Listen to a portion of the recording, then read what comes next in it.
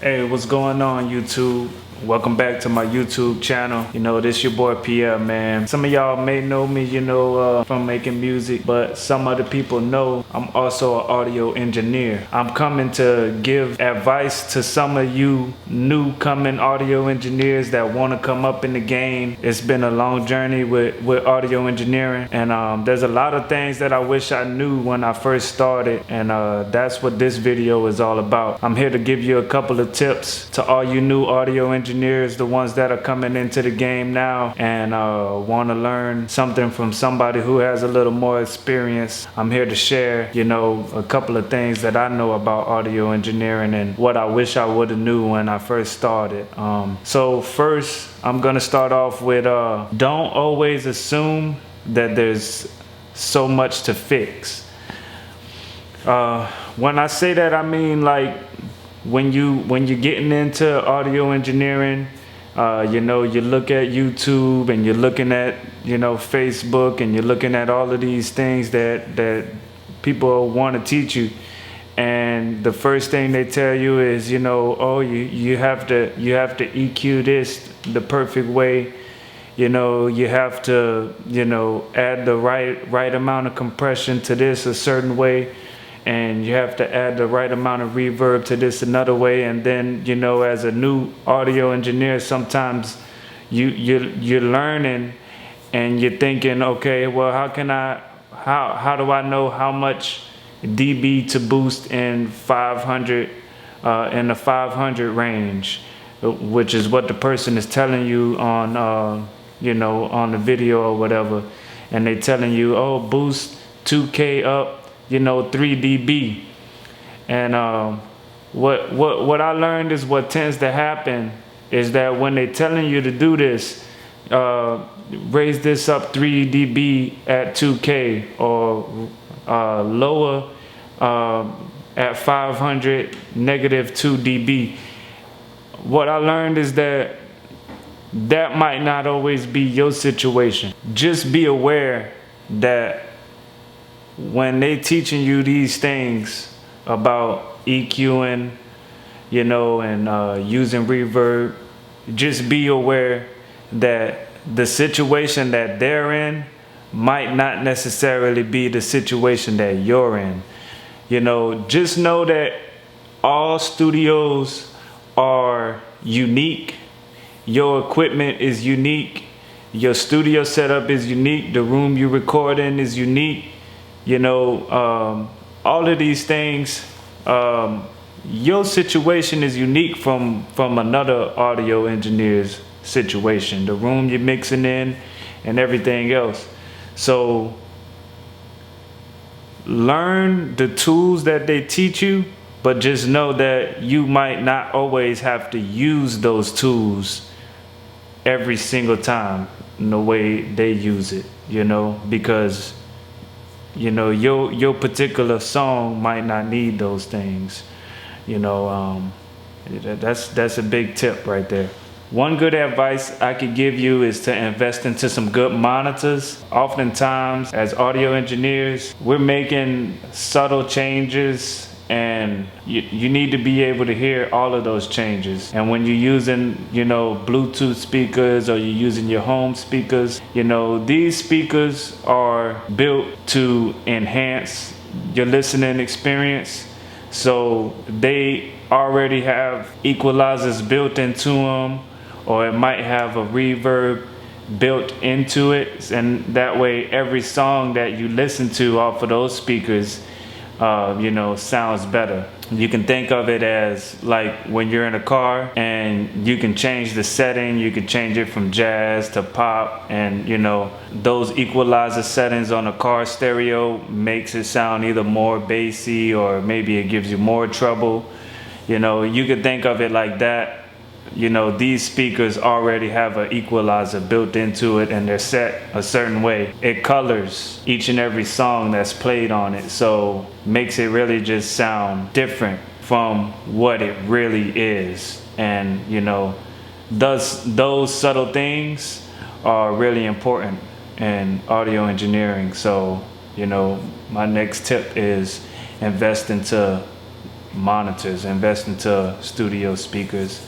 Those will really help out with audio engineering. My next tip that I want to give you is, this is what I really wish I would have knew when I first started mixing and learning about audio engineering. And if you're a beginner, it still might take you some time, or you might be a natural, you might just be naturally good at hearing this. But what I'm talking about is reverb. When I was starting off as an audio engineer, I really wish I knew more about reverb and how important it is, and really just knowing when reverb is done right, how much it can enhance a sound. And specifically, the tip that I want to give you is something that changed my game and really just took my game to the next level, and that is the timing on your reverb. It's easier for me to think about it like this. When we use delays and echoes, we know that they're in a quarter note or an eighth of a note, a whole note, such things like that. We know that echoes need to be right on time. And it took me a while to learn that reverb also has to have a specific time, just like delays and echoes. So one tool that I use is, I think it's Studio Slave. If you Google it, or I can leave a link in the description for you. Some of you guys might say, well, I already know it has to be a time. Maybe it just took me a little longer to realize it than others. But they might have, I use the website, they may have an app, I'm not sure. And what you do is you get your BPM, and then you enter your BPM into this website. And once you insert your BPM, you scroll down a little bit, and it will show you where you should have your pre-delay and your decay time on your reverb. And those settings, I've found that when you put them into a song, it really just helps you out with the reverb so much, because I've learned that those timings are very important. I struggled with reverb, like I said, for the longest, and I watched many videos on YouTube. I watched many videos. I've read a lot of stuff on audio engineering, and I had never heard anybody say anything dealing with time. And and I heard all of these great records with all of this great reverb, and I never just was able to put my finger on it. I didn't really know how to get that sound, but after years of experience, I learned that time just really goes a long way. And that was just really a big tip, that I wish somebody would have told me, when I started doing audio engineering. And I think that's really it for this video. If I think of some more tips that I can share with you guys, and depending on how much you guys like this video, let me know in the comments below, or give me a thumbs up. Let me know that you guys are interested in knowing about these things, and then I'll think about some more things that I've learned along the way and share those tips with you guys too. But yeah, just to recap, the biggest things, just just know that when you're watching those videos that your situation might not be the same as theirs. You know, every record is unique, every studio is unique, your equipment is unique. You might not be in the same situation as them, and you might not need to use those plugins that they're using. That was a mistake that I used to make a lot. I used to just think, oh, okay, well, since I see this person using EQ, compressor, de-essing, and then, you know, using a tube, and then using